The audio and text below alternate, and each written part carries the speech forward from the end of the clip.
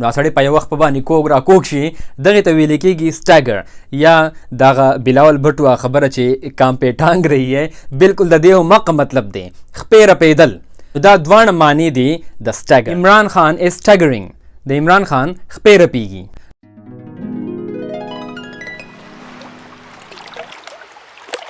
بسم الله الرحمن الرحیم. السلام علیکم ملګرو، امید دی چې تاسو ټول بخیر. نن زمونږه ورډ آف د ډے نمبر 9 دی او نننې ورډ آف د ډے زمونږه دی سټاګر. زما سره یو ځل ووایئ سټاګر. د سټاګر په انګلیش کې دوه معنی دي. یوه معنی د دې ده ډیر زیات حیران کېدل، یو څیز ته ډیر زیات سړی حیران شي یا شاک شي سړی. داسې یو کار سړی ویني چې سړی په هغې کې صدمه سړی ته ورسي، یعنی ډیر زیات سړی شاک شي. په پښتو کې خلک داسې وایي که نه چې سړی دومره حیران شي چې د خپو د لاندې ځمکه وتښتي، نو دغې ته ویل کېږي سټاګر. او دویمه معنی د دې ده خپې رپېدل، یعنی د سړي که خیال تاسو کړی وي چې سړی اکثر انبیلنس شي که نه، نو سړی په یو وخت په باندې کوږ را کوږ شي دغې ته ویل کېږي سټاګر یا دغه بلاول بټو خبره چې کام په ټانګ رہی ہے بالکل د دې مق مطلب دی خپې رپېدل. دا دواړه معنی دي د سټاګر. نو بیا تاسو به فقرې ته ګورئ چې دا په دې ټایم کې د کم مقصد دپاره استعمال شوی دی. سټاګر دا ورب هم دی او دا ایجکټیو هم استعمالیږي. نو دا په دواړو موقعو باندې استعمالیږي. دا بیا هلته کې په فقره باندې ده چې هلته کې دا ایز ا مین ورب استعمال شوی دی او که دا ایز ان ایجکټیو استعمال شوی دی. د دې فرست، سیکنډ او تھرډ فارمز دي سټاګر، سټاګرډ، سټاګرډ. او دا په کنټینیوس فارم کې هم استعمالیدی شي ځکه چې دا خو ایز ا مین ورب هم استعمالیږي. نو په هغه کیس کې به بیا دا استعمالیږي سټاګرینګ، سټاګرینګ. اوس په اردو کې به د دې معنی راځي بہت زیادہ حیران ہونا.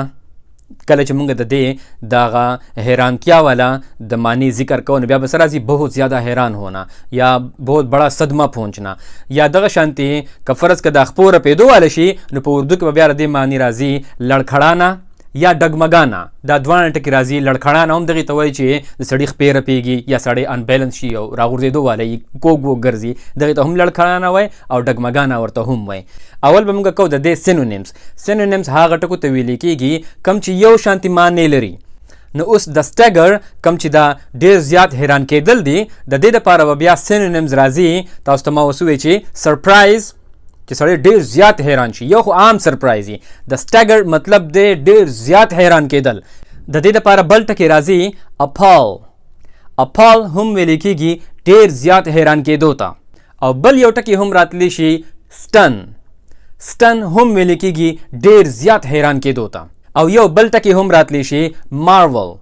مارول هم ویل کېږي ډېر زیات حیران کېدو ته. سړی چې یو څیز ته ډېر زیات حیران شي. مارول تاسو به اکثر که خیال کړی وي د کرکټ په کمنټرۍ کې اکثر چې خلک یا چوکو وهي یا چکو وهي نو کمنټیټر اکثر وایي که نه مارولس. نو دا هم هغه ټکي دی چې یعنې زه خو ډېر حیران شوم ستا په دې کارکردګۍ باندې. مارول ویل کېږي ډېر زیات حیران کېدو ته. نو دا ټول سینونیمز دي د سټاګر. کله چې سټاګر د سرپرایز معنی ورکوي نو اوس د سټاګر چې کوم دویمه معنی ده یعنی خپې رپېدل د هغې دپاره په انګلیش کې بل ټکي هم راتلی شي وبل. وبل هم ویل کېږي خپو رپېدو ته یا سړی چې انبیلنس شي دې ته هم وبلینګ ویل کېږي. صحیح ده. دغه شانتي بل ټکي راتلی شي شیکینګ. شیکینګ هم ویل کېږي چې سړی رپېږي، د سړي خپې رپېږي.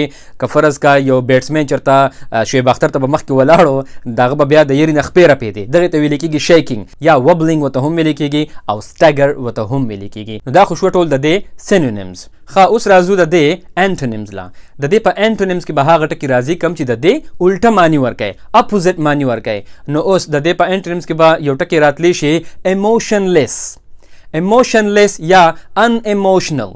د دې مطلب دا دی چې یو سړی د سراړو جذباتي نشي. ته یو کار ووینې یا یو خبره واورې خو ته بالکل په هغې باندې څه ریاکشن شو نه کې او ته ښه په آرام باندې ولاړې، ته ښه ریلیکس یې. په دغه ټایم کې ته ایموشنلیس یې، یعنې ته هیڅ قسم د جذباتو اظهار ونه کړی شي. عام بس خاموشه ولاړې یا بالکل سیده ولاړې، په تا باندې څه اثر د هغه خبرې ونه شو. په سټاګر کې خدای چې سړی ډېر زیات حیران شي که نه، एकदम سړی شاک شي، سړی ټوپ ووهي د یېرې نه. او په ایموشنلیس کې بیا سړی په آرام ولاړي، یعنې هیڅ ریاکشن شو نه کړي. بل ټکي د دې لپاره راتلی شي انکنسرنډ. unconcerned دې ته ویل کېږي چې ته وایې چې یاره زما په دې یو څیز باندې زما سره اړو څه پروا نشته دی یا زما د سره د هېډ سره اړو څه کار نشته دی دې ته ویل کېږي unconcerned که هر یو خبره وشي یا یو کار وشي ستا باندې د هغې څه اثر ونه شي ته بس خپل کار سره کار ساتې نو ته په هغه ټایم کې د هغه څیز په باره کې unconcerned یې نو دا خو شو هغه antonyms کله چې د Stagger معنی وي حیران کېدل نو د هغې antonyms خو دا شوله اوس د Stagger چې کوم دا دویمه معنی ده یعنې خپې رپېدل د دې په antonyms کې به بیا راځي balanced balance دې ته وایي چې د چا توله برابره وي balance وي یعنې لړکړانه نه وي یا ډګمګانه نه وي سړی خپې نه رپېږي ګډوډ نه کېږي خو بیلنس وي یعنې توله برابر وي بل د دې لپاره ټکې راتلی شي steady او بیلنس یو څیز دی سړی بالکل steady ولاړ وي یعنې ښه بیلنس وي توله برابر وي دغه شانتې بل ټکې د دې لپاره راتلی شي settled هم دې ته ویل کېږي چې سړی په یو ځای باندې ښه په توله باندې وي نو دا ټول د دې antonyms شوله کله چې د Stagger معنی راځي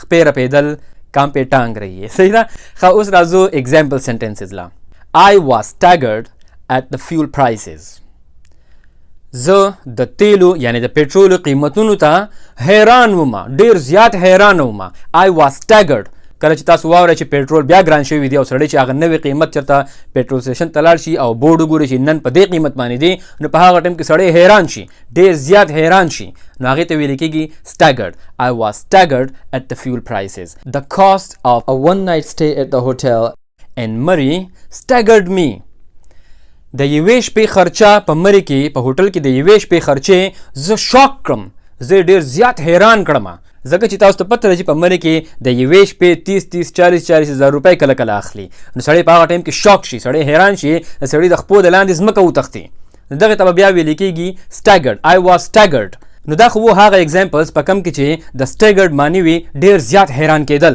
یا شاک شي سړی اوس زه تاسو له یو دوه اگزامپلز در کوم په کم کې چې د سړي خپې رپېږي او یا سړی unbalance کېږي مثال په طور زه وایم چې he picked up the suitcase and set off with Stagger هغه سوټکیس راوچت کو and set off او روان شو with Stagger او دا څنګه روان شو داسې کوږ وږ روان شو دې ته ویل کېږي Stagger کېدای شي چې سوټکیس ډېر زیات دروند وي خلک چې اکثر دروند څیز اوچت کړي او وړي د ځان سره د خلکو د خپې بیا کږې وږې کېږي که نه نو دلته کې د دې دغه مطلب دی چې هغه سوټکیس راوچت کو او کوږ وږ روان شو صحیح ده نو اوس که د چا خپې رپېږي نو ته ورته ویلی شي چې he is staggering د هغه خپې رپېږي یا عمران خان is staggering د عمران خان خپې رپېږي last example you cannot stagger my determination to fix this country ته زما د دې ملک د ټیکولو په ښه اراده نشې رپولی نو په دې ټیم کې بیا د دې Stagger معنی څه راغله رپول یا رقول determination ویل کېږي